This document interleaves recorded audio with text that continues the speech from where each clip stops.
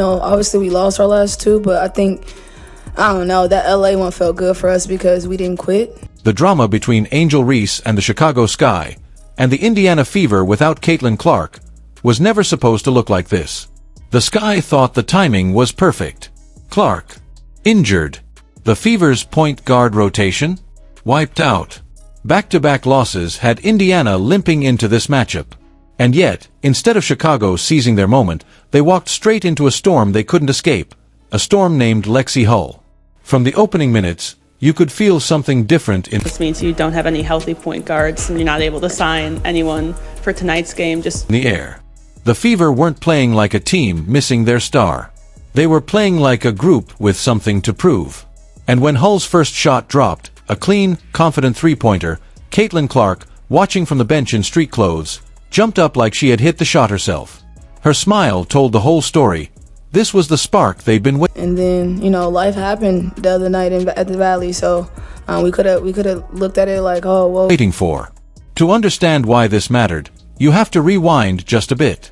Indiana had been on a roll earlier in the season, dominating the start of their West Coast road trip. But then, reality hit. Phoenix handed them a loss. Los Angeles piled on with another. They weren't just losses. They were the kind that make you question your playoff hopes. for tonight specifically, what is your plan kind of running point? We'll have to do. And then came the real gut punch. In one single game, they lost both Sydney Colson and Ari McDonald to season-ending injuries. No point guards left. No chance to sign replacements with the trade deadline gone. The Sky, led by Angel Reese's relentless hustle, smelled blood in the water. They'd been winless against Indiana all season, but this was their opening. No Clark. No floor general. We don't have enough players, and we didn't. So shout out to our group for just staying. The perfect setup for revenge. But Indiana had been quietly building something deeper than just a playbook. They'd been building trust, resilience, a belief that no matter who stepped on the court, they'd fight for each other. And this night, that belief would be tested. Lexie Hull was the last player you'd expect to become the hero. She'd been trapped in the worst shooting slump of her pro career, just 2 made threes in her last 25 attempts. Her confidence shaken. Open looks weren't falling. She was hesitating, second-guessing every release. Even her mother hadn't seen her make a three-pointer since the first of the month. Do it by committee, certainly. I mean, we've been utilizing AV to initiate offense throughout the course of the season. Shooters, true shooters, they live for the next shot. And Hull's next shot just happened to be the one that set her free. The moment it left her hands, you could feel the weight lift. It was smooth, pure, and dead center.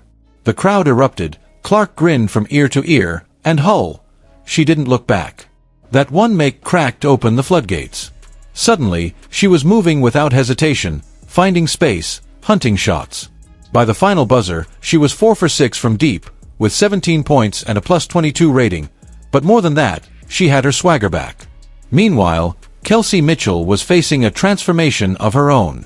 Known throughout the league as a pure scorer, she was now being asked to run the offense, something she hadn't done. Like confident and staying ready because, it's a professional league and we have to be ready and we can't make it too many. Since her college days. At first, you could see the battle inside her head. Her instincts screamed, shoot. But her role demanded patience, vision, passing. Then, it clicked. Mitchell began threading passes through impossible gaps, finding Boston inside, hitting Cunningham on the break, making the Sky's defense scramble like they'd never seen her play this way before. 8 assists. Just 1 turnover. And when Chicago decided to play her for the pass, she burned them with her own scoring, floaters, step-backs, pull-ups. She became a dual threat, unpredictable and unstoppable. So we'll use her, continue to use her, Sophie, at times this season, particularly early. By the third quarter, Angel Reese and the Sky were drowning. Chicago had no answers. Every Fever bucket was met with roars from the bench. Aaliyah Boston anchored the paint like a brick wall, controlling rebounds, forcing tough shots, and giving Indiana second chances. Sophie Cunningham brought the grit, diving for loose balls, crashing the boards. This wasn't just a game anymore. It was a statement. Without Clark, without a single true point guard, Indiana was still controlling every possession. Every role ran some of the point for us as well. So we'll utilize her and Kelsey can initiate off. player was playing like a star. Coach Stephanie White later said that this group's chemistry is worth 10 to 12 points a night, and you could see it. Every made shot was met with genuine celebration. Every hustle play got applause. Even in adversity, they never wavered. When the final buzzer sounded, the scoreboard read 92 to 70. A 22-point demolition. 4 wins in 4 tries against Chicago this season. And it wasn't just about beating the Sky. It was about showing the rest of the WNBA that this team doesn't break. They adapt. Offense too. So I think the most important thing is that we aren't going to be able to do everything. They fight. They win. And now, with Caitlin Clark's return on the horizon, the Fever aren't just a playoff team.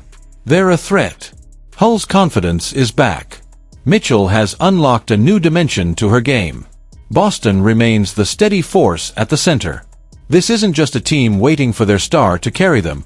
It's a unit ready to carry Play in our arsenal. We'll have to play a big lineup. We'll have to simplify each other.